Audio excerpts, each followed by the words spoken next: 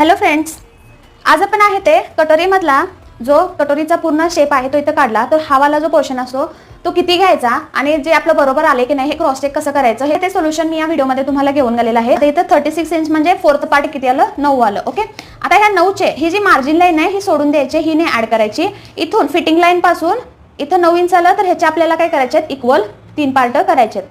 किती झाले बघा, 3 6 9. ओके, आता हे आपण वर असं जॉईन करून घेऊया. इथं नॉर्मली आपण इथं 1 इंच वर घेतो, इथून आहे ते 2 किंवा 2.5 इंच आहे ते घेतो आणि इथून घेतो. तर हा वाला शेप आहे तो असा आपल्याला असा जॉईन करून घ्यायचा आहे. ठीक आहे, कसा आहे तो मी इथं जो काही तुम्ही 3 इंचाचा घेत असाल किंवा 3.5 इंचाचा घेत असाल किंवा 2.5 इंच घेत असाल तो हा वाला माझा टक्स इथं आला. ठीक आहे, आता इथून 1 ते 1.5 इंच इथून आला. हे आता हे साईडचं पोर्शन किती घ्यायचं काय घ्यायचं हे कन्फ्युजन आहे ते तुमचं क्लिअर होईल अशा व्हिडिओमध्ये. सो असेच ट्रिकवाले व्हिडिओ बघण्यासाठी आरती फॅशन डिझायनरला फॉलो करा.